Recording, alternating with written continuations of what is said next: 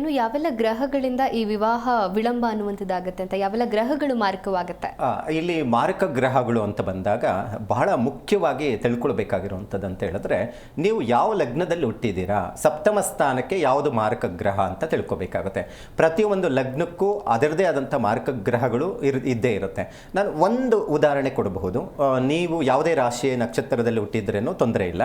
ನಿಮ್ಮದು ಕನ್ಯಾ ಲಗ್ನದಲ್ಲಿ ಹುಟ್ಟಿದ್ರೆ ನೋಡಿ, ಇದು ಬಹಳ ಮುಖ್ಯವಾಗಿರುವಂಥ ವಿಚಾರ.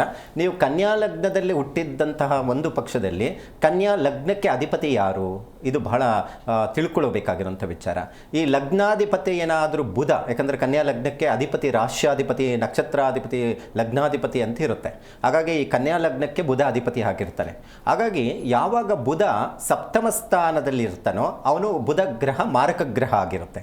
ಅವಾಗ ಏನಾಗುತ್ತೆ ನೋಡಿ, ಬುಧ ಅವನ ವ್ಯಕ್ತಿತ್ವ, ಅವನ ಫಲಗಳು, ಕಾರತತ್ವಗಳು ಅಂತ ಹೇಳಿದಾಗ ಏನು ಫಲಗಳು ಕೊಡುತ್ತೆ ಅಂದರೆ, ಬುಧನ ಗುಣಲಕ್ಷಣಗಳು ಬುದ್ಧಿಕಾರಕ, ಪ್ರಜ್ಞಾಕಾರಕ ಅಂತ ಹೇಳ್ತೀವಿ. ಅಂದರೆ ಇವತ್ತು ಬುಧ ಚೆನ್ನಾಗಿದ್ದಾನೆ ಜಾತಕದಲ್ಲಿ ಅಂತ ಹೇಳಿದ್ರೆ ಒಳ್ಳೆ ಜ್ಞಾನವಂತರಾಗಿರ್ತಾರೆ, ಒಳ್ಳೆ ನಾಲೆಜ್ ಚೆನ್ನಾಗಿರುತ್ತೆ, ಆಲೋಚನೆ ಶಕ್ತಿ ಚೆನ್ನಾಗಿರುತ್ತೆ ಅಂತ ಹೇಳುತ್ತೆ. ಅದಕ್ಕೆ ಬುಧ ದಶೆ ನಡೀತಾ ಇರಬೇಕು ಎಜುಕೇಷನಲ್ಲಿ ಅಂತ ಹೇಳ್ತೀವಿ.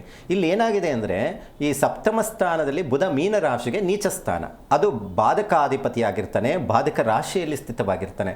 ಅವಾಗ ಏನಾಗುತ್ತೆ, ಒಪ್ಕೊಳ್ಳೋಕೆ ರೆಡಿ ಇರಲ್ಲ. ಏನಾಗುತ್ತೆ, ವೈವಾಹಿಕ ಜೀವನದಲ್ಲಿಯೂ ಡಿಸ್ಟರ್ಬೆನ್ಸ್ ಆಗುತ್ತೆ. ಆ ಹುಡುಗ ಸರಿ ಇಲ್ಲ, ಅವನ ಎಜುಕೇಷನ್ ಸರಿ ಇಲ್ಲ, ಅವನ ಸ್ಯಾಲ್ರಿ ಸರಿ ಇಲ್ಲ, ಮತ್ತು ಮದುವೆ ಆದಮೇಲೆ ಅಹಂ ಜಾಸ್ತಿ ಇರುತ್ತೆ. ನಾನು ಹೇಳೋದೇ ಸರಿ, ನಾನು ಹೇಳ್ದಂಗೆ ಕೇಳಬೇಕು, ಈ ಥರ ವಾದಿಸುವಂಥ ಬುದ್ಧಿ ಜಾಸ್ತಿ ಇರುತ್ತೆ. ಅಲ್ಲಿ ವೈವಾಹಿಕ ಜೀವನ ಡಿಸ್ಟರ್ಬೆನ್ಸ್ ಬರ್ತಾ ಇರುತ್ತೆ. ಅದಕ್ಕೆ ಈ ಕನ್ಯಾ ಲಗ್ನಕ್ಕೆ ಸಪ್ತಮ ಸ್ಥಾನದಲ್ಲಿ ಬುಧ ಇದ್ದಾಗ ಅದು ಮಾರಕ ಗ್ರಹವಾಗಿ ಬಾಧಿಸ್ತಾ ಇರುತ್ತೆ. ಇದರ ಎಲ್ಲ ರಾಶಿಗಳಿಗೂ ಲಗ್ನಕ್ಕೂ ಒಂದೊಂದು ಬಾಧಕ ರಾಶಿ, ಬಾಧಕಾಧಿಪತಿ ಇದ್ದೇ ಇರ್ತಾರೆ. ಆದರೆ ಗ್ರಹಗಳಲ್ಲಿ ನಾವು ನೋಡೋಕ್ಕೋದ್ರೆ ವಿವಾಹ ಕಾರಕರು ಅಂತ ಆಗಲೇ ಹೇಳಿದೆ ನೋಡಿ. ನಿಮ್ಮ ಜಾತಕದಲ್ಲಿ ಯಾವ ಗ್ರಹಗಳು ವೀಕ್ ಆಗಿರುತ್ತೆ, ಮದುವೆಗೆ ಹೇಗೆ ತೊಂದರೆ ಕೊಡುತ್ತೆ ಅಂತ ಹೇಳಿದ್ರೆ ನೋಡಿ, ರವಿ ಗ್ರಹ ಅವನು ಪಿತೃಕಾರಕ ಆಗಿರ್ತಾನೆ, ಮತ್ತು ವಿವಾಹಕಾರಕ, ಆರೋಗ್ಯಕಾರಕ ಗ್ರಹ ಆಗಿರುತ್ತೆ. ಸೊ ಈ ರವಿ ವೀಕ್ ಆಗಿದ್ರೇನು ತೊಂದರೆ ಆಗುತ್ತೆ. ಅದರ ಜೊತೆಗೆ ಕುಜಗ್ರಹ ಬಲಹೀನನಾಗಿದ್ರೇನೋ ಅದೂ ಸಹ ತೊಂದರೆ ಆಗುತ್ತೆ ವಿವಾಹದ ವಿಚಾರದಲ್ಲಿ. ಮತ್ತು ಶುಕ್ರಗ್ರಹನೂ ತೊಂದರೆ ಮಾಡುತ್ತೆ. ಮತ್ತು ಅದ್ರ ಜೊತೆಗೆ ಪಾಪಗ್ರಹಗಳು ಅಂತ ಹೇಳ್ತೀವಿ ನೋಡಿ. ಪಾಪಗ್ರಹಗಳು ವಿವಾಹಕ್ಕೆ ತೊಂದರೆ ಕೊಡೋದಂದರೆ ಶನಿ ಮತ್ತು ರಾಹು ಕೇತು. ಸೊ ಈ ಶನಿ ಗ್ರಹ ಏನೇ ತೊಂದರೆ ಕೊಡುತ್ತೆ ಅಂದರೆ ಲೇಟ್ ಮ್ಯಾರೇಜ್ ಮಾಡಿಬಿಡುತ್ತೆ. ಯಾರ ಜಾತಕದಲ್ಲಿ 7ನೇ ಮನೆಯಲ್ಲಿ ಶನಿ ಇರ್ತಾನೋ ಅಂಥವ್ರಿಗೆ ನೀವು ಎಷ್ಟೇ ಪ್ರಯತ್ನ ಮಾಡಿ ಮದುವೆ ಕನಿಷ್ಠ ಪಕ್ಷ ಅಂದರೆ 30 ದಾಟೋವರೆಗೂ ಮದುವೆ ಆಗೋದಿಲ್ಲ ಅಂತ ಹೇಳುತ್ತೆ. ನಾನು ಮೊನ್ನೆ ಮಾತನಾಡುವಾಗೂ ಹೇಳ್ತಾ ಇದ್ದೆ, ಯಾವುದು ಕರ್ಕಾಟಕ ಲಗ್ನಕ್ಕೂ ಮತ್ತು ಸಿಂಹ ಲಗ್ನಕ್ಕೂ ಸಪ್ತಮ ಸ್ಥಾನ ಅಂತ ಬಂದಾಗ ಮಕರ ಕುಂಭ ಆಗುತ್ತೆ. ಈ ಕರ್ಕಾಟಕ ರಾಶಿ, ಕರ್ಕಾಟಕ ಲಗ್ನಕ್ಕೆ ಹುಟ್ಟಿರುವಂಥವ್ರಿಗೆ 7ನೇ ಮನೆ ಬಂದು ಮಕರ ರಾಶಿ ಆಗುತ್ತೆ, ಸಿಂಹ ಲಗ್ನಕ್ಕೆ ಕುಂಭ ರಾಶಿ ಆಗುತ್ತೆ ಅಲ್ವಾ. ಆ ರಾಷ್ಟ್ರಾಧಿಪತಿ ಏನು 7ನೇ ಮನೆ ಅಧಿಪತಿ ಶನಿಗ್ರಹ ಆಗಿರ್ತಾನೆ.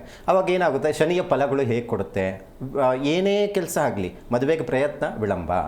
ಮತ್ತು 7ನೇ ಮನೆಯಲ್ಲಿ ಶನಿ ಇದ್ರೇನು ಲೇಟ್ ಮ್ಯಾರೇಜ್ ಆಗುವಂಥದ್ದು ಇರುತ್ತೆ. ಯಾಕಂದರೆ ಇದೊಂದು 20 ವರ್ಷದಿಂದ ನಾವು ಈ ಥರ ಕಾಂಬಿನೇಷನ್ಸ್ ನಾವು ನೋಡ್ತಾ ಇದ್ದೀವಿ. ಅದಕ್ಕೆ ಸಂಬಂಧಪಟ್ಟಂಥ ಕೆಲವೊಂದು ಪರಿಹಾರಗಳನ್ನು ಕೊಡ್ತಾ ಇದ್ದೀವಿ. ಹಾಗಾಗಿ ಈ ಥರ ಮಾರಕ ಗ್ರಹಗಳು ಅವರ ಜಾತಕದಲ್ಲಿ ಬಾಧಿತವಾಗಿದ್ದರೆ ಅಂಥವರಿಗೆ ಮದುವೆ ವಿಚಾರದಲ್ಲಿ ಕಷ್ಟ ಆಗುತ್ತೆ. ಮತ್ತು ನಾವು ಹೇಳ್ಬಿಡ್ಬೋದು, ಇವರಿಗೆ ಜಾತಕದಲ್ಲಿ ಇದೆ ಮದುವೆ ವಿಚಾರದಲ್ಲಿ 30, 35, 40 ದಾಟೋವರೆಗೂ ಆಗೋದಿಲ್ಲ ಅಂತ. ಇವತ್ತು 30 ಅಲ್ಲ, 40, 45 ದಾಟಿದ್ರೂ ಮದುವೆ ಯೋಗ ಇಲ್ದಿರುವಂಥ ಜಾತಕಗಳಿದ್ದಾವೆ.